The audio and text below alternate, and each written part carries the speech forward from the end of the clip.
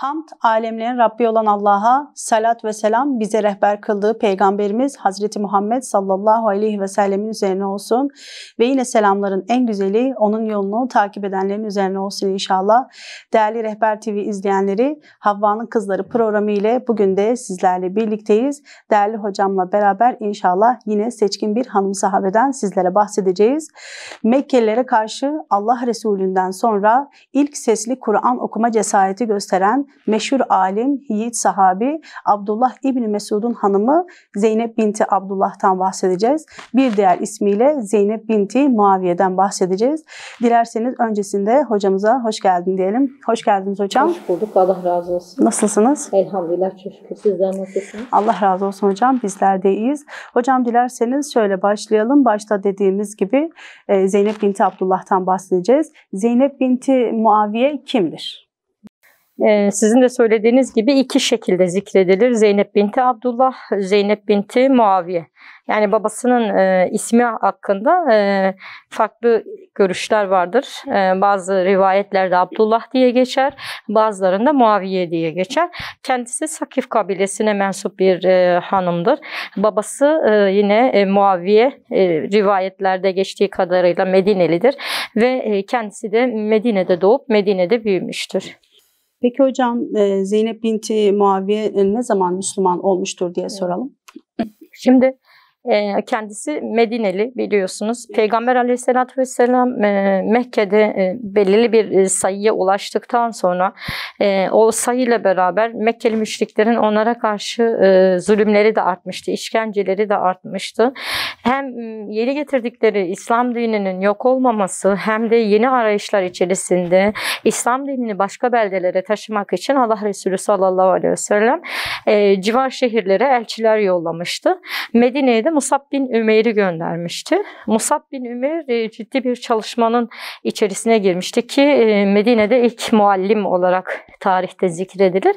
Musab bin Ümeyr'in Medine'de İslam'ı anlatmasıyla birlikte birçok insan, Medineli insanlar Müslüman olmuşlardır. İslam'ı kabul etmişlerdir. Zeynep binti Muaviye de bunlardan birisidir. Kendisi de yine aynı şekilde Musab bin Ümeyr'in İslam'ı anlatmasıyla zaten Medine'de İslam'ın girmediği, İslam güneşinin doğmadığı ev kalmamıştı. Zeynep de bunlardan birisiydi. Bu şekilde İslam'ı kabul etti. İslam'ı kabul etmesiyle birlikte kendisiyle beraber İslam dini kabul eden daha sonra muhacir olanlarla beraber muhacirlere de birçok yardımı dokundu. Hocam başta da söylediğimiz gibi meşhur sahabe yiğit alim Abdullah İbni Mesud'un hanımı olduğunu söylemiştik. Peki Abdullah İbni Mesud'dan biraz bahsedebilir misiniz hocam? Evet. Konumuzla alakalı olduğu için aslında daha sonraki birçok sorunun cevabı da aslında yani hayatının ayrıntılarında Abdullah İbni Mesud'la alakalı ayrıntılar olduğu için güzel bir soru. Yani Abdullah İbni Mesud'un hayatını kısa bir şekilde anlatalım ki kafamızda bazı soru işaretleri kalmasın. Abdullah İbni Mesud o da Peygamber Efendimiz sallallahu aleyhi ve sellemin yakın arkadaşlarından bir tanesidir. Ve kendisi Mekke'den Medine'ye hicret ediyor.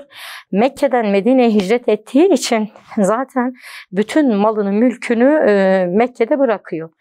Kendisi evvelinde de aslında çok zengin bir sahabi değil, mal varlığı olan bir sahabe değil. Zaten Medine hicretiyle beraber bütün malını, mülkünü hepsini Medine'de bırakmıştı. Bırakmak zorunda kalmıştı. Mekke'den Medine'ye hicret ettikten sonra kendisini Resulullah'ın hizmetine adadı. Resulullah sallallahu aleyhi ve sellemin şahsi işleriyle ilgilenirdi ve Resulullah sallallahu aleyhi ve sellem nereye giderse İbni Mesud bir gölge gibi onu izlerdi. Abdest suyunu hazırlamaktan tutun, elbiselerini hazırlama, ayakkabısını verme, onunla birlikte onun olduğu yerlere izinsiz bir şekilde girme. Bunun gibi birçok Abdullah İbni Mesud'un özellikleri vardı. Yani hocam tüm hayatını Resulullah Aleyhisselatü Vesselam'a adamış bir sahabidir kendisi.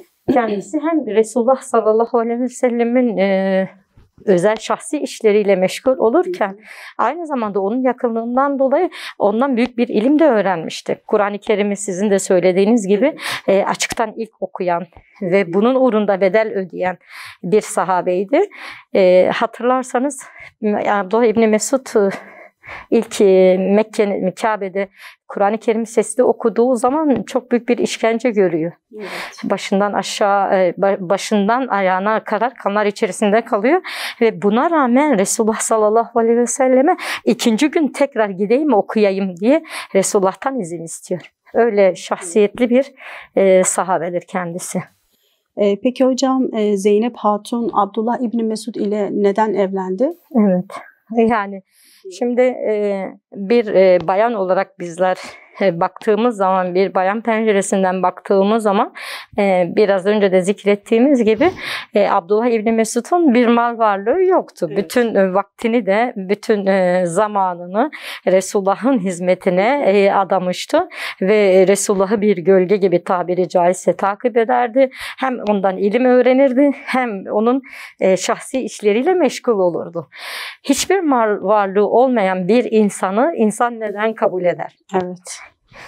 Şimdi Zeynep binti Muaviye. Hocam günümüze baktığımız zaman zaten öyle bir şey ne yazık ki mümkün değil. Evet. Fakat Zeynep binti Abdullah eşinin hiçbir şey olmamasına rağmen evet, onun hiçbir mal varlığını düşünmeden kendisiyle evlenmeyi kabul ediyor. Şimdi ona yaklaştıran aslında Zeynep binti Muaviye veya binti Abdullah'ı Abdullah İbni Mesud'a yaklaştıran şey tamamen İslam bağıydı, iman bağıydı. Yani bu kadar fedakar, bütün ömrünü İslam'a adayan bir genç ile evlenmeyi şeksiz ve şüphesiz kabul etti. Çünkü onun evliliği maddi sahipler üzerine kurulmamıştı. Onları birbirine bağlayan, o gönül köprüsünü kuran iman köprüsüydü ve İslam'dı. Bu şekilde Zeynep binti Abdullah İbni Mesud'un Resulullah'a bu kadar yakın. Çünkü Zeynep binti Abdullah da Resulullah sallallahu aleyhi ve sellemi Müslüman olduktan sonra tanıma adına girişimlerde bulunmuştu. Ve Abdullah İbni Mesud'un da Resulullah'a bu kadar yakın olması, sürekli onunla beraber olması Zeynep binti Abdullah'ı kendine çekmişti. O yüzden yapılan evlilik teklifini de kabul etti. Evet yani hocam, peki Zeynep Hatun nasıl bir hanımdı? Az çok zaten anlattıklarınızdan evet, çok fedakar, cefakar evet, bir hanım sahibi olduğunu anladık. Peki kısaca biraz bize nasıl bir hanım olduğunu bahsedebilir misiniz? Evet. Şimdi Zeynep binti Abdullah kendi eşi gibi, eşi de çünkü Abdullah İbni Mesud da ilme düşkündü, kendisi de ilme düşkündü. İslam'ı Medine döneminde tanıdığı için Medine döneminde zaten Müslüman oluyor Zeynep binti Abdullah. O da eşi gibi İslam'ı merak eden, İslam'ı araştıran ve hassasiyetleri özellikle Allah'ın emrettiklerini yerine getirme, nehyettiklerinden de uzak durma gibi çok önemli bir özelliği vardı. Yani Resulullah sallallahu aleyhi ve sellem bir şeyi emrettiği takdirde, emrettiği zaman ne pahasına olursa olsun Zeynep binti Abdullah yerine getiriyordu. Nehyettiği şeylerden de mümkün mertebe kendini uzak tutmaya çalışıyordu. Kendisi de yine aynı şekilde ilim bilen bir kadındı ve bilmediği şeyleri gönül rahatlığıyla Resulullah sallallahu aleyhi ve sellem'den soran bir hanım sahabeydi. Yani çekinmezdi. Ben gitmeyeyim, sormayayım. Ama Resulullah'a açık gönüllülükle merak ettiği şeyi, kafasına takılan şeyleri gidip sorardı. Ve öyle bir yapısı vardı ki zaten hem kendi çocuklarına bakardı hem kardeşlerinin yetim çocuklarına bakardı. Bunun yanı sıra da yine kendisini dünyevi işlere de adamış bir bayandı. Aslında hocam o da eşi gibi yani ne kadar kendini dünyevi işlere verse de o da ilminden geri durmamıştır. Evet. Eşi Abdullah İbni Mesud gibi. Peki hocam dünyevi işlere kendi vermişti. Evet. Biz onunla ilgili Hazreti Zeynep evin geçimini neden kendi üzerine aldı? Evet. Şimdi zaten eşinin hayatını aslında anlatırken bu sorunun cevabı niteliğinde olacağı için de aslında o detaya indik. Evet. Abdullah İbni Mesud biliyorsunuz kendini Resulullah sallallahu aleyhi ve sellemin hizmetine adamıştı. Tabii ki de evin geçimi de gerekiyordu. Neticede rızık Allah'ın elinde ama rızkı eve getirecek birileri de gerekiyordu. Kesinlikle. Sebepler dünyasında yaşadığımız için. Zeynep binti Abdullah bu vazifeyi kendi üzerine aldı. Hani normalde erkek evin maişatıyla ilgilenir, ihtiyaçlarıyla ilgilenir, ihtiyaçlarını tedarik ederken Zeynep binti Abdullah bu görevi kendi üzerine seve seve aldı. Sebebi eşinin Resulullah'a kendini adaması, ilme adaması, Allah-u Teala'nın da ona vermiş olduğu bir yeteneği Allah'ın memnun edecek şekilde yerine getirmesi. Yani hocam gerçekten hayatını okuduğumuz zaman biz de hanım sahabenin çok büyük fedakarlıklar yapmış bir hanım sahabe. Yani günümüze baktığımız zaman hocam kimse böyle bir fedakarlığı ne yazık ki çok fazla gösterebileceğini düşünmüyorum. Maalesef herkes yani dünyalık peşinde, dünyalık istekler üzerine yani böyle bir şeyi kabul edeceklerini düşünmüyorum. Ama Hazreti Zeynep'e baktığımız zaman gerçekten tamamıyla eşinin Resulullah Aleyhisselatü Vesselam hizmet etmesini, adamasına izin verip kendisi tüm sorumluluğu üstlerine almıştı. Şimdi çok takdire şayan bir. Şimdi Allah-u Teala ona bir yetenek vermişti. El işlerinde bir mahareti vardı, bir becerisi vardı. O da yani Allah'ın ona vermiş olduğu o beceriyi, o yetiyi Allah yolunda kullandı. Evet. Peki hocam Hazreti Zeynep'in her ne kadar dünyalık işleri üzerine almasından bahsettik. İlmi yönden eşinden geri kalmadığını da söyledik. İlmi hakkında bize neler söyleyebilirsiniz? Kendisi sadaka ile ilgili Resulullah Aleyhisselatü Vesselam ile arasında bir diyalog geçmişti. Acaba bize ondan biraz kısaca bahsedebilir misiniz? Şimdi o da eşi gibi, eşi Abdullah İbni Mesud Kur'an-ı Kerim'i en iyi bilen sahabeler arasındaydı. Sesi de güzeldi aynı şekilde. Resulullah sallallahu aleyhi ve sellem ara ara İbni Mesud'u yanına çağır ve bana Kur'an-ı Kerim oku derdi. Abdullah İbni Mesud kendisi Kur'an'la hemhal olduğu için eşinin de Kur'an'la hemhal olmasına yardımcı olmuştur. Yani kendi öğrendiği ilmi eşine de öğretmiştir. Yani Zeynep binti Abdullah ta eşi İbni Mesud gibi Kur'an'ı anlama noktasında, Kur'an'ın manası noktasında bilgisi çok fazlaydı. Yani Kur'an'ı en iyi bilen hanım sahabeler arasındaydı. Tefsiri iyi bilirdi. Bunun yanı sıra Resulullah'a yakınlığından dolayı, eşinin yakınlığından dolayı kendisinin de bir irtibatı vardı. Bundan dolayı hadisleri de çok iyi bilirdi. Fıkıh alanında da yine bilmediği şeyleri aslında Resulullah'a sorduğu için öyle bir şeyi vardı, özelliği vardı Zeynep binti Abdullah'ın. Aslında hocam kafasına takılan bir soru olduğu zaman kimseye sormayıp birebir kendisi gidip Resulullah Aleyhisselatü Vesselam ile birebir görüşüp sorunun cevabını kendi bizzat alıyordu. Evet. Şimdi Resulullah sallallahu aleyhi ve sellem de aslında sürekli hani bayanlara özel saatleri vardı Resulullah'ın. Resulullah sallallahu aleyhi ve sellemin sohbetlerine mümkün mertebe Zeynep binti Abdullah da katılırdı. Hatta Resulullah sallallahu aleyhi ve sellem Zeynep binti Abdullah'ın böyle bir özelliğinin olduğunu bildiği için ilme merakı, iştiyakı, öğrenmek için gösterdiği çabaya kendisi birebir şahit olduğu için Resulullah sallallahu aleyhi ve sellem Zeynep binti Abdullah'ı dışarıda gördüğü zaman bile ona selam verdikten sonra bazı konularda onu bilgilendirirdi. Yani vaktini bu şekilde geçirir. Yani sadece yolda karşılaşmayla bile Allah Resulü sallallahu aleyhi ve sellem Zeynep binti Abdullah'a tebliğ ederdi. Çünkü bunu kendisi isterdi. Evet hocam. Sadakayla ilgili bir mevzusu var dediniz. Evet, Resulullah sallallahu hani şununla da biraz alakalıdır. Kendisi merak ettiği, aklına takılan şeyleri açık yüreklilikle Resulullah'a soran veya ondan bilgi alan bir hanımdı. Yine o sadece kocasının değil, kendi kardeşlerinin çocukları, yetimleri varmış. Bu yetimlerin maişatını gidermede de onlara yardımcı olurmuş. Çünkü Allah'ın ona vermiş olduğu o yeteneği sadece kendisi için değil, Allah yolunda kullanıp ve en yakın akrabalarına bile yardımcı olan bir kadındı. Yani bu yeteneğini sonuna kadar kullanan bir hanımdı. Ve kendisi kazancı ancak hem kendi evine hem de kardeşlerinin yetimlerine yetiyordu. Ve kafasına takıldı. Hani Resulullah sallallahu aleyhi ve sellem'den de sadaka ile ilgili bir sohbet dinliyor. İbn Mesud'a diyor ki hani ben size bakıyorum, evin maişatını gideriyorum, ihtiyaçlarını gideriyorum. Aynı zamanda diyor ben kardeşlerimin çocuklarına bakıyorum. Acaba bu sadaka hükmüyle yazılır mı bana diyor. Resulullah sallallahu aleyhi ve sellem diyor ki hani git diyor kendin sor diyor. Kendin sor diyor. Ve Zeynep binti Abdullah vakit geçirmeden Resulullah'ın evine gidiyor ve ona diyor ki hani ben diyor eşime ve çocuklarıma ve kendi kardeşlerimin çocuğunun maişatını gideriyorum. Onların ihtiyacını gideriyorum. Bundan dolayı ben sadaka veremiyorum. Acaba benim yaptığım bu iş sadaka hükmüne geçer mi? Orada Resulullah evet diyor, elbette ki geçer. Harcamaya devam et diyor. Yine başka bir gün Allah Resulü sallallahu aleyhi ve sellemin sohbetinde bulunuyor. Resulullah sallallahu aleyhi ve sellemin bayanlara yönelik olan sohbetinde Resulullah zinetleriniz bile olsa diyor sadaka verin diyor. Tabii sahabe hanımları Resulullah'ın bu buyruğunu duyar duymaz herkes evine doğru gidiyor. Evine gidip zinet eşyalarını getirecek ve sadaka verecek veya zekatını verecek.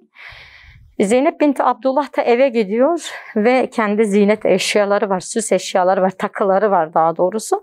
Bu takıları alıp Resulullah'ın yanına gidecek. Kapıda İbn Mesud'u görüyor.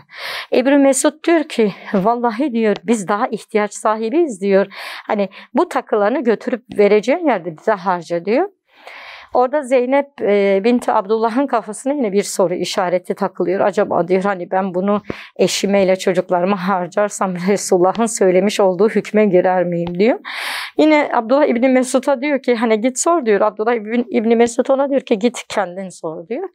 Yolda başka bir ensardan hanımla da karşılaşıyor. Onun da buna benzer bir hikayesi var. Bunlar kendi aralarında konuşuyor ve daha sonra Mescid-i Nebeviye'ye gidiyorlar. Kapıda Hazreti Bilal'i görüyorlar. Hazreti Bilal'e diyorlar ki mevzuyu anlatıyor. Resulullah içeride mi? Evet diyorlar. Niçin hani soruyorsunuz? Hani onunla konuşmak istiyoruz diyorlar. Bilal içeriye gidiyor ve Allah Resulü sallallahu aleyhi ve sellemin yanına gidiyor.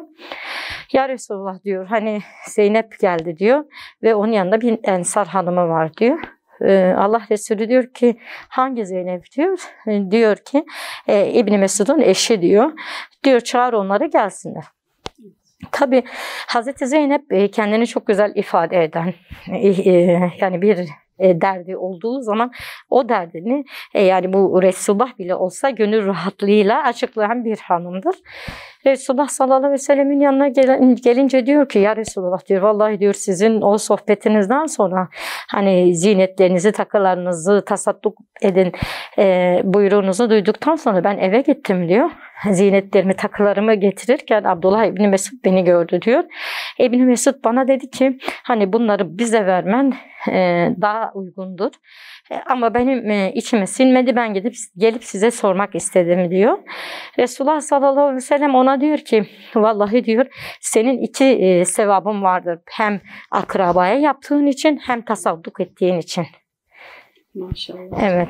Burada gönül rahatlığıyla artık Zeynep binti Abdullah eve geri gidiyor ve o takıları, o zinetleri İbn Mesud'a veriyor. Hatta İbn Mesud'a diyor ki hani aralarında bir diyalog geçiyor. İbn Mesud'a diyor ki sen Resulullah'ın yanına git diyor. Sen bu durumu arz et ona diyor. O da diyor ki eğer hani zaten Resulullah sallallahu aleyhi ve sellem eğer bu zinetleri kabul ederse kendine alsın. Müslümanlar için harcamak niyetiyle eğer kabul etmezse sen kendine harca diyor. Ama ne yapıyor? O kendisi gidip Resulullah'tan bu şeyi aldıktan sonra, bu bilgiyi aldıktan sonra artık gönül rahatlığıyla eve geliyor ve o takılarını, o zinetlerini kendi evine, kendi çocuklarına ve kendi kardeşlerinin yetimlerine harcıyor. Yani hocam Hazreti Zeynep'e baktığımız zaman çok da zengin bir yaşantıları yoktu. Ama ellerindeki çok cüzi miktar olmasına rağmen bunu bile Resulullah Aleyhisselatü Vesselam'ın hadisini duyduğu gibi onu gidip infak etmek istiyor, sadaka vermek istiyor. Buna rağmen o kadar gönlü zengin bir hanım sahabedir. Zaten hocam hani ayetler o zaman peyderpey iniyordu. O ayetler onların boğazından geçiyordu. O ayetleri hayatlarına uyguladıktan sonra başka ayetler öğreniyorlardı ki işittik, itaat ettiği biz bu sahabelerin hayatında çok güzel görebiliyoruz. Evet hocam. Peki hocam koku sürünme ile alakalı bir meselesi vardı Zeynep Hatun'un. Biraz bize ondan bahsedebilir misiniz? Evet. Yani o sürekli Resulullah'ın hem sohbetlerine katılırken aynı zamanda mescide de cemaatle namaza dahil olan bir hanım sahabedir ki hanım sahabelerin büyük bir kısmı özellikle yatsı ve sabah namazlarını cemaatle camide kılarlardı. Buna özen gösterirlerdi. Yani belki gündüz gidemiyorlardı, gündüz pek dışarıya çıkamıyorlardı hem işlerinden güçlerinden ama sabah namazıyla yatsı namazını özellikle hem ensar hanımları hem muhacir hanımları bunu cemaatle kılmaya özen gösterirlerdi. Mescitte Resulullah sallallahu aleyhi ve sellemin arkasında saf tutarlardı. Yine bir gün yatsı namazında Zeynep binti Abdullah namaza gidiyor ve koku sürünüyor. Yani bu özelliği de aslında Abdullah İbni Mesud'a çok benziyor. Çünkü eşi İbni Mesud da erkek sahabiler içerisinde kokuyu çok seven bir sahabedir. Yani eşiyle müsemma yani huyları, ahlaklarının büyük bir kısmı birbirine benzeyen iki sahabedir kendileri. Yani karakter olarak da birbirine çok benzeyen iki insandan bahsediyoruz. Aslında belki de şunun da etkisi var. Hani İbni Mesud'un Resulullah'la sürekli içli dışlı olması, hemhal olması ve Resulullah'tan birebir ilmi öğrenmesi eşinin üzerinde de büyük bir tesir bırakmıştı. Ve kendisi de koku sürünüp yatsı namazına gidiyor. Tabii Resulullah sallallahu aleyhi ve sellem kokuyu fark edince sesleniyor. Diyor ki hanımlar içerisinde yatsı namaza koku sürüp gelen bayanlar var. Yatsı namazına veya dışarıya çıktığı zaman bayanlar koku sürünmesinler.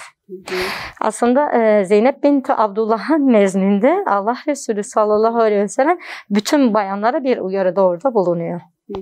Bundan sonra da Zeynep binti Abdullah zaten dışarıya çıktığı zaman Resulullah'ın bu buyruğunu duyduktan sonra koku sürmemeye gayret gösteriyor. Evet hocam, Zeynep binti Abdullah dediğiniz gibi Peygamber Efendimiz'e sık sık sohbetlerine katılır, sık sık onun yanında bulunurdu. Ondan rivayet edilen hadisler var mıdır peki hocam?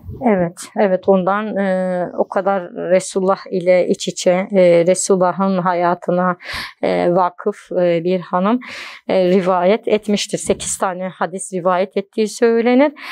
Biraz önce zaten sadakayla alakalı söylediğimiz hadis Zeynep binti Abdullah'tan bize kadar gelmiştir. Ondan rivayettir. Yine aynı şekilde kokuyla alakalı hadisler ondan bize gelmiştir. Ama bu rivayet konusunda biraz hassas davranmıştır. Yani hani yanlış bir şey söylerim veya eklerimi söylerim. O yüzden sadece 8 tane hadis rivayet ettiği söylenir. Evet hocam. Hocam kısa bir aramız olacak. Dilerseniz aradan sonra devam edelim. Evet değerli Rehber TV izleyenleri, kısa bir aramız olacak. Aradan sonra tekrardan buradayız. Evet değerli izleyenler, kısa bir aradan sonra devam ediyoruz. Evet hocam, koku sürünme ile ilgili bir mesele vardı, onu anlatmıştık. Peki ondan rivayet eden hadislerden de bahsetmiştiniz. Irak'ta bir süre yaşamıştı Zeynep binti Hatun. Oradaki hayatından biraz bahsedebilir misiniz Zeynep binti Abdullah'ın? Evet, kendisi Allah Resulü sallallahu aleyhi ve sellem Abdullah İbni Mesud'u Irak tarafına kadı olarak gönderiyor. Hani Musab bin Ümer'i nasıl ki Medine'ye gönderiyor, oradaki insanlara İslam'ı öğretsin diye. Abdullah İbni Mesud'u da kadı olarak gönderiyor. İslam yayılmaya başladıktan sonra Resulü Aleyhisselatü Vesselam sahabelerini her biriye gönderdiği gibi İbni Mesud'u da Irak'a gönderiyor. Evet, Irak tarafına gönderiyor. İbn Mesud da tabii Kur'an-ı Kerim ilmini çok iyi bilen bir sahabe olduğu için orada büyük bir enstitü kuruyor. İslam'a dair, Kur'an'a dair insanlara çok güzel bilgiler öğretiyor ve orada o kadar güzel çalışmalar yapıyor ki Abdullah İbni Mesud. Tabii Abdullah İbni Mesud ile et ve kemik gibi olan Zeynep binti Abdullah da Abdullah İbni Mesud gibi kendisi de oradaki hanımlara Kur'an'ı öğretiyor, Kur'an ilmini öğretiyor, Kur'an'ın manasını öğretiyor ve tefsir alanında da kendini geliştirdiği için Zeynep binti Abdullah bu konuda da hanımlara sohbet ediyordu ve onların orada olduğu dönem bir süre orada kaldılar. Orada oldukları dönemde de insanlara İslam'ı çok güzel bir şekilde anlattılar. İnsanların kafasına takılan soru işaretlerine, sorulara gönül rahatlığıyla eşiyle beraber cevap verdiler. Peki hocam Zeynep binti Abdullah nasıl bir kişiliğe sahipti hocam? Evet, Zeynep binti Abdullah zaten şimdiye kadar anlattığımız seyirciler de anlamıştır nasıl bir kişiliğe sahip olduğunu. İbadetlere düşkün bir hanımdı. Kendisi öğrenmeye meraklı, öğretmeye meraklı. Aynı zamanda kafasına takılan soru işaretleri bırakmayan, o soru işaretlerin cevabını buluncaya kadar üzerine düşen bir hanımdır. Kendisi Kur'an-ı Kerim'i öğrenirken gösterdiği sabır ve çektikleri sıkıntıdan dolayı hiçbir zaman bu sıkıntılardan rahatsız olduğunu da dile getirmemiştir. Neticede biliyorsunuz Abdullah İbni Mesud'un da vazifesini, yani evi geçindirme vazifesini kendi üzerine almış bir hanımdı. Hem yoruluyordu, yani el işi yaparak geçimini sağlıyordu yorulmasına rağmen, içinde bulunduğu halden hiçbir zaman şikayetçi olmayan bir hanımdı. Evet. Peki hocam büyük bir şahsiyetten bahsettik, seçkin bir hanımdan bahsettik. Vefatı hakkında bir bilgi var mı hocam? Vefatı hakkında çok bir rivayet yoktur. Yani tarih olarak nerede vefat etmiştir buna dair çok bir bilgi yoktur ama eşi Abdullah İbni Mesud'un Hicri 32. yılda, hicretten 32 yıl sonra vefat ettiği rivayetler arasında geçer. Şimdi Abdullah İbni Mesud vefat ettiği zaman eşine dair vasiyetleri günümüze kadar gelmiştir. Yani eşine vasiyette bulunmuştur yanında bulunan sahabelerden. Bundan da anlaşılıyor ki Zeynep binti Abdullah İbni Mesud'dan sonra vefat etmiştir. Evet. Ve zaten onlar hani belirli bir dönem Irak'ta kalıyorlar. Irak'taki vazifeleri bittikten sonra Medine'ye tekrar geri dönüyorlar. İbn Mesud da zaten Medine'de rahatsızlanıyor, vefat ediyor. Büyük ihtimalle Zeynep binti Abdullah da yine Medine'de vefat ediyor. Evet hocam. Peki hocam böyle güzel hanım sahabeden bahsettik. Hayatından çıkaracağımız dersler nelerdir? Bize biraz anlatabilir misiniz? Zeynep binti Abdullah'ın hayatında göze çarpan en önemli unsur Zeynep binti Abdullah'ın evlilik tercihi. Evet. Evliliği tercih ederken dikkat ettiği unsur. Şimdi Allah Resulü sallallahu aleyhi ve sellemin de bu konuda Müslümanlara büyük bir tavsiyesi vardır. Yani sizler diyor hani evlenmek istediğiniz zaman özellikle hem erkekler için hem bayanlar için siz dindar olanı tercih edin. Yani önünüzde birçok seçenek çıkacaktır evliliği tercih etmenizde veya kriter aramanızda ama sizin en büyük tercihiniz siz dindar olanı seçin diyor. Bizler Zeynep binti Abdullah'ın hayatında bunu görebiliyoruz. Yani Zeynep binti Abdullah eşini seçer iken İbn Mesud'un ne malına ne mülküne ne boyuna ne posuna vuruldu. Evliliği niye kabul etti? O peygambere yakındı. Onları birbirine bağlayan bir bağ vardı. Yani maddi sahipler üzerine kurulan evliliklerin misali örümcek ağının evi gibidir. Örümcek ağı evlerin en zayıfıdır. Çabuk yıkalanıdır, dışarıdan etkilenenidir. Bu yüzden Allah-u Teala da Kur'an-ı Kerim'de örümcek evinden bahseder. Örümceğin yaptığı evden bahseder. Neden bahseder? Çünkü örümcek ağı evlerin en zayıfıdır. İşte maddi sahipler üzerine kurulan evlilikler de böyledir. Dışarıdan çabuk etkilenir, dışarıdan gelen darbelerden etkilenir ve yıkılır. Zeynep binti Abdullah'a biz baktığımız zaman onun eş tercihinde, eş seçiminde tamamen o dindar olanı seçin. Resulullah'ın buyruğuyla hareket ederek o en dindarını seçti. Resulullah'a en yakın olanı seçti. Yani onun kriteri Allah ve Resulü oldu. Allah ve Resulünün sevdiğini o da sevdi. Aslında dünyalık hiçbir beklentisi olmadan sadece Evet. ahirete hizmet eden, Resulullah'a hizmet eden, onun yoluna kendini adayan böyle bir sahabeyi tercih etti. Aynen öyle. Aynen öyle yaptı. Evet, yine aynı şekilde Müslüman kadının öğrenmeye karşı olan iştiyakını biz onda gördük. Sürekli Resulullah'ın sohbetlerine katılan ve öğrendiğiyle yetinmeyen. Hani bazı bilgi birikimi vardı ama eşi İbni Mesud'dan da yine öğreniyordu. Ama bunun yanı sıra Peygamber Aleyhisselatü Vesselam'ın sohbetlerine de birebir katılarak o ilmine ilim katıyordu. Yani o iştiyakı hiçbir zaman gitmemiştir. Hani belirli bir ilme sahip olduktan sonra yerinde oturabilirdi. Yani zaten ben bir şeyler biliyorum diyebilirdi ama o öyle yapmadı. Hani şöyle bir şey de diyebilirdi, yani zaten evin tüm sorumluluğu üzerinde, hani vaktim yok, Evet. başka bir şeyle meşgul olmayabilirim diyebilirdi. Ama o bundan da geri durmamıştır eşi gibi. Evet, yani dünyasını da tanzim ederken aynı zamanda ahiret yurdu için de çaba sarf etmiştir. Evet hocam, Peygamber Efendimiz'in şöyle güzel bir hadis-i şerif var. Diyor ki sizin en hayırlınız ahireti için dünyasını terk eden değil, belki de her ikisinden de nasibini alandır. Evet. Yani baktığımız zaman Hazreti Zeynep'in hayatına her ikisinden de nasiplenen bir hanım sahabedir gerçekten aynen hocam. öyle.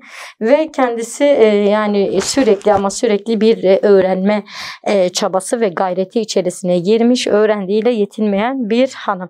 Yine aynı şekilde gücü nispetince kadının eşinin çalışmalarına, İslami faaliyetlerine yardımcı olmasını biz gördük ki maksimum seviyesinde biz Zeynep binti Abdullah'ta gördük. Ne derece gördük?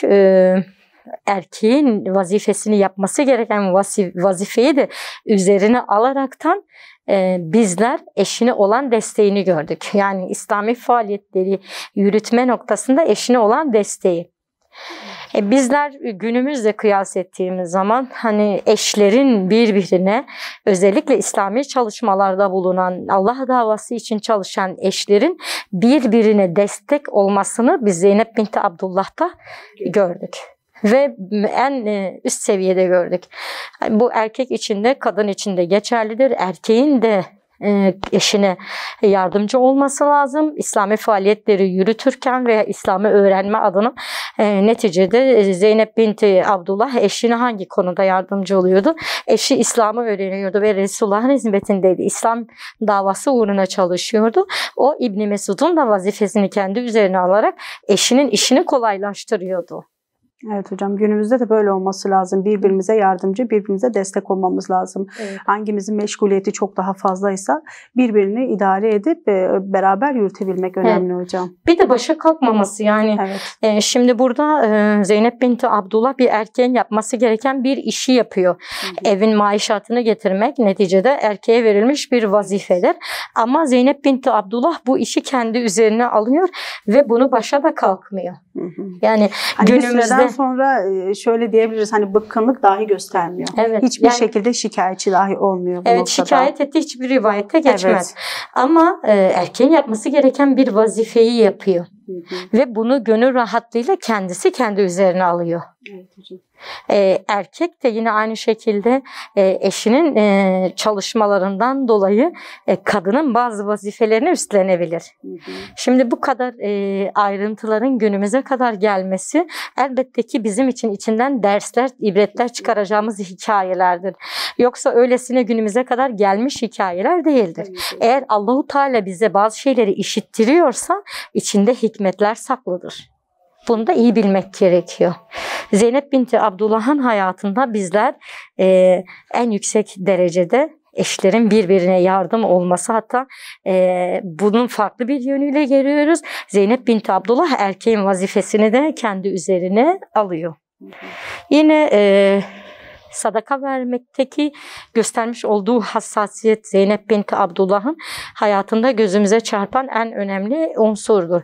Sadakanın Müslüman kadınlar arasındaki yeri ne derecedeydi? Hani sadakaya bakış açıları. nasıldı? Çünkü o bir ev de geçindiriyordu. Bu evi geçindirmeyle beraber yine Allah yolunda bir şeyler yapma çabasında, gayretinde. Hani o çalıştığı, elde ettiği malların, elde ettiği ürünün karını Allah yolunda sadaka olarak harcamak isteyen bir bayandı. Bu mesela şey de diyebilirdi. Hani ben zaten aileme bakıyorum, sadaka vermeyeyim ama acaba kafasında soru işareti kalıyor. Acaba Allahu Teala'nın bu konudaki şeyi nedir? Allahu Teala bu yaptığım işi sadaka hükmüyle bana yazar mı? Hocam malın azalması ile ilgili hiçbir kaygısı yoktu. Evet. Yani dediğimiz gibi başta da bahsettiğiniz gibi yani çok böyle zengin, maddi açıdan iyi bir hayatları yoktu ama yani elindeki cüzi miktar dahi sadaka olarak vermesi bile hani o kaygıyı taşımıyordu kesinlikle. Evet. Hatta buna içten içe çok da üzüldüğünü bizzat eşine belirtmişti. Evet, yine Resulullah'ın sohbetinde oldukları bir gün anlatmıştık bu ayrıntıyı. Orada Müslüman kadınların bir yarışı oldu. Evet. Allah Resulü onlara dedi ki yani zinetleriniz bile olsa, takılarınız bile olsa Allah yolunda tasadduk edin. Kadınlar hemen eve koştular. Hatta bazı rivayetlerde Allah Resulü'nün bir bayram namazı sonrasında işte takılarınızı, zinetlerinizi tasadduk edin buyruğunu duyan kadınlar üzerine taktıkları zinet eşyalarını Allah yolunda hemen çıkarıp orada Allah Resulüne hibe ediyorlar. Tabii evde olanlar da hemen eve koşuyor, evden getirme yarışına giriyorlar. Çünkü onların sadakaya bakış açıları, yani Allah'ın emirlerine bakış açıları çok farklı.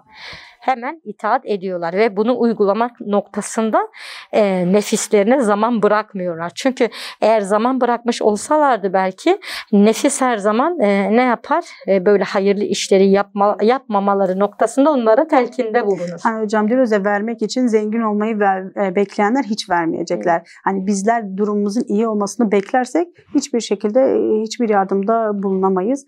Ama elinizdekini bir başkasıyla paylaştığımız zaman emin olun zaten onun yerine çok daha fazlasının dolduğunu bizzat kendimiz bile görebiliyoruz. Yani günümüz zamanında öyle birçok şeye şahit olmuşuzdur. Ki biliyorsunuz zekat ayeti inmeden önce sadaka Allah-u Teala tarafından emrediliyor. Sadaka emri zekat ayetinden öncedir. Hani zekat belirli bir malı olan Müslümana farz olan bir ibadettir. Yapmaları gereken bir ibadettir. Ama sadaka hani malın belirli bir mal miktarının nisap miktarının olmasını gerektirmeyen bir ibadettir. Ki Allah Resulü sallallahu aleyhi ve sellem yarım hurma bile olsa diyor cehennem ile aranızda bir perde yapın diyor. Bunun büyüklüğü, küçüklüğü önemli değil. Bir de şunu da Allah-u Teala söylüyor. Gönül rahatlığıyla yaptığınız sadakalar, Allah yolunda yaptığınız harcamaları yapın. Çünkü diyor yani malınızın eksileceğinden hiçbir zaman korkmayın. Çünkü o verdiğiniz sadaka, verdiğiniz zekatlar malınızı azaltmaz. Bilakis çoğaltır. Ama bizlerde eksilme korkusu maalesef hocam olduğu için özellikle hani sadaka verirken cimri davranabiliyoruz. Ama diyor ki Allah Resulü diyor siz diyor sadakayı verdiğiniz zaman diyor fakirin eline düşmeden Allah'ın eline düşer diyor. Kesinlikle hocam. Şimdi bunu bilen insan sadaka verme noktasında yarışa girmesi gerekir. Çünkü verdiği sadaka o insanın eline ulaşmadan Allah-u Teala'nın eline ulaşıyor. Aslında zaten bu niyetle verdiği zaman hocam yani geri dönüşlerin çok güzel olacağının farkına varır. İnsan bunun bilincinde olur. Ama dünya kaygısı, bitme kaygısı insanda olduğu zaman hiç o kısmı düşünmeden bu defa vermeye engel oluyor. Evet. Çekiniyorsun vermeye. Evet. Korkmamak lazım aslında bu noktada malın eksileceğinden. Evet. Yine aynı şekilde koku sürmenin doğru olmadığını yani keskin kokuların özellikle bayanların koku şekli olmadığını bizler Zeynep bint Abdullah'ın hayatıyla Resulullah'tan bildirmesiyle öğrendik. Hani bayanız tabii ki kadına koku sevdirilmiş. Kadın kokuyu sever. Ama kokunun da şekli ve derecesi vardır kadın için. Erkek için yani keskin koku olabilir iken kadın için bu söz konusu değildir. Kendi evinin dışında, kendi evinin dışında karşı cinsin dikkatini çekecek nitelikte kokular sürmesi haramdır. Allah Resulü sallallahu aleyhi ve sellem Müslüman kadınları bu konuda da Zeynep binti Abdullah ile uyarıyor. Yani bizlere kadar evin sınırları içerisinde yani hangi kokuyu isterseniz sürün diyor ama dışarıya çıktığınız zaman karşı cinsin dikkatini çekmeyecek kokular sürülmesi gerekiyor. Bizler Zeynep binti Abdullah'la bunu öğrenmiş olduk. Yine kadın mescit ilişkisini bizler gördük onun hayatında. Onlar azami derecede vakit namazlarını özellikle sabah ve yatsı namazlarını camide eda etmeye dikkat ederlerdi. Bizler günümüzde baktığımız zaman, kendi hayatımıza baktığımız zaman bizler camide cemaatle namazı ne zaman kılarız genelde? Ramazan ayında teravihler için bizler namaza gideriz. Ama o asr-ı saadet dönemindeki Müslüman kadınlar mescit ile içli dışlıydılar. Hatta Resulullah sallallahu aleyhi ve sellemin sohbetleri için mescide giderlerdi. Mescitte belirli bölümler ayrılmıştı bayanlar için ve bayanlar oraya gider ilim öğrenirlerdi. Aynı zamanda yatsı ve sabah namazlarını da erkeklerin arkasında cemaatle kılmaya itina gösterirlerdi. Müsait olan bayanlar Resulullah'ın arkasında namaz kılarlardı. Yine Müslüman kadın da erkek gibi İslam'ı öğrenmekte mesuldür. Yani öğrenmek sadece İslam'ı öğrenmek ve İslam'ı yaşamak sadece erkeğe has bir özellik değil, bayana da has bir özellik olduğunu Zeynep binti Abdullah'ın hayatında bizler gördük. Şimdi Abdullah İbni Mesud sürekli Resulullah sallallahu aleyhi ve sellem ile birlikte Kur'an'ı öğrenirdi, Kur'an'ın tefsirini öğrenirdi, Kur'an'ın manalarını öğrenirdi. Bununla beraber Zeynep binti Abdullah da öğrenmek için bir çaba, bir gayret içerisindeydi. Nasıl ki eşi sürekli ilim öğrenmek için Ashab-ı Suffa'ya giderdi, kendisi de belki Abdullah İbni Mesud'un suffasında yetişti. Ve öğrenmeye olan iştiyakı eşininki gibiydi. Zaten İbni Mesud biliyorsunuz hayatını Resulullah sallallahu aleyhi ve sellem'in hizmetine ve İslam'a adayan bir sahabeydi. Bunun yanı sıra aslında Zeynep binti Abdullah'ın yaptığı daha büyük bir fedakarlıktı. O bir bayan olmasına rağmen, evde de bazı sorumlulukları olmasına rağmen İslam'ı öğrenme noktasında erkek gibi bir gayret, bir çabanın içerisine giriyor. Halbuki mazeretlere sığınabilirdi. Bazı mazeretlerin arkasına sığınabilirdi. Bizler günümüze baktığımız zaman aslında hep günümüzle kıyas ediyoruz ki aslında kendi nefsimize sesleniyoruz. Kesinlikle hocam. Günümüze baktığımız zaman bizler bayanlar olarak birçok mazeretin arkasına sığınabiliyoruz. Hani çocuklarımız var, işimiz var, ev işlerimiz olsun, küçük çocuklarımız var, başka vazifelerimiz var. Bunların altına sığınıp bizler İslami çalışmadan kendimizi beri tutabiliyoruz. Ama bizler... Sorumluluğu hocam her zaman bir başkasına atma kolaylığına kaçıyoruz hocam genellikle. Evet, bizler de evli meşguliyetidir dediğiniz gibi çocuktur, bir başka sorumluluklardır. Fakat bu bizi ilim öğrenme noktasında geri tutmamalıdır. Evet. Yani ama biz maalesef ki dünya meşgalesine baktığımız zaman kendimizi bundan uzaklaştırıyoruz. Şimdi dünya meşgalesine baktığımız zaman dünya meşgalesi bitmiyor ki. Bitmiyor hocam. Kısır döngü gibidir. Yani evet. Bir gün yaptığın işi ertesi gün yapmıyor musun? Aynısı. Yine yapıyorsun. Bu seni mesuliyetten kurtarır mı? Neticede sen Allah'ın kulusun. Allahu Teala senden kulluğunu soracaktır. Ama aslında farkında olsa, yapmış olduğu sorumluluğu alırsa eğer Allahu Teala daha kolaylaştıracağını, elini daha rahatlayacağını fark edersek emin olun birçok insanımız bunun farkında değil maalesef. Elbette ki yani yaptığını bilinçli yaptığın zaman mesela Zeynep binti Abdullah eşinin vazifesini de üzerine aldığı için onun İslam'ı öğrenmesine yardımcı oldu aslında. İslami çalışmada bulunmasına, Resulullah ile beraber sürekli olmasına izin verdiği için aslında zaten Abdullah İbni Mesud'un bütün sevaplarına o da ortaktı. Evet. Ortaktı.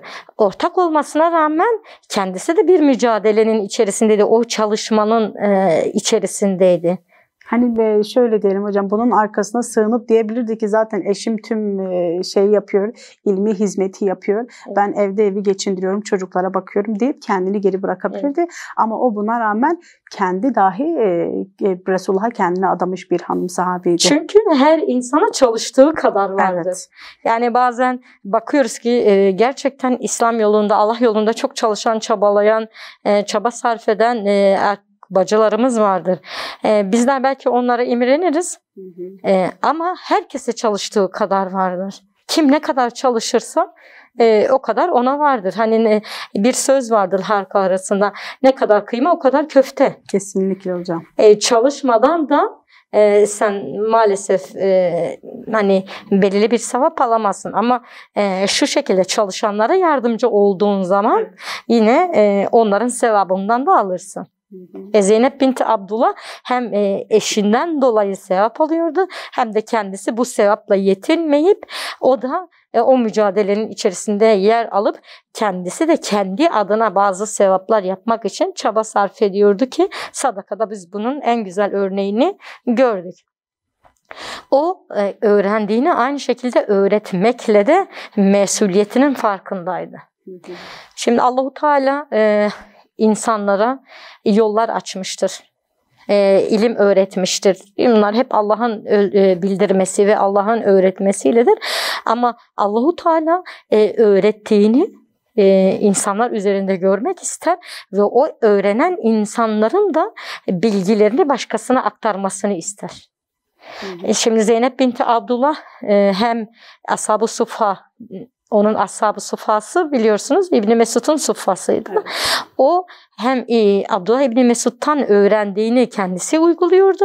Hem de hatırlarsanız Irak döneminden bahsettik. Evet. Irak döneminde onun çok ciddi çalışmaları olmuştur. Yani öğrendiğini o da Irak halkına öğretmiştir. Eşi oraya vazifeli gidiyor. Kendisi de onun yanında gidiyor ama kendisi de bu vazifeden kendisini beri tutmuyor. Evet hocam. Yani eşinin eteğinin altına sığınmıyor. Neden? Çünkü Allahu Teala eğer sana bazı yetenekler vermiş ise veya sen belirli bir ilme sahip isen o ilminin zekatını vermen gerekiyor. Evet hocam, zaten Allahu Teala her insana yetenek vermiştir. Evet. Hani önemli olan bunu Allah yolunda kullanmak, Allah yoluna hizmet ederek kullanmaktır hocam. Evet. Hocam programımızın sonuna doğru da yaklaşıyoruz. Evet. Dilerseniz yavaştan toparlama yaparsanız. Evet. İşte bizler de Zeynep binti Abdullah gibi Allahu Teala'nın bize vermiş olduğu yetenekleri bizler de ortaya çıkarmayı bilelim. Ve o yetenekleri Allah'ın razı olacağı şekilde, razı olacağı yerlerde kullanmaya gayret gösterelim. Evet hocam. Rabbim sizlerden razı olsun. Aslında hocam baktığımız zaman Zeynep binti Abdullah'ın çok detaylı bir hayatı da yoktu. Ama hayatı içerisinde bizlere belirttiği birkaç nokta vardı. İnşallah bizler de elimizden geldiği kadar onlara uymaya gayret gösterelim. Rabbim onlardan razı olsun. Onların yolundan gidenlerden eylesin bizleri inşallah. Evet değerli Rehber TV izleyenleri, bugünlük de bizden bu kadar. Bir başka Havva'nın Kızları programında tekrar görüşmek duasıyla hepinizi yüceler yücesi Allah'a emanet ediyorum. Esselamu Aleyküm ve Rahmetullahi ve Berekatuhu.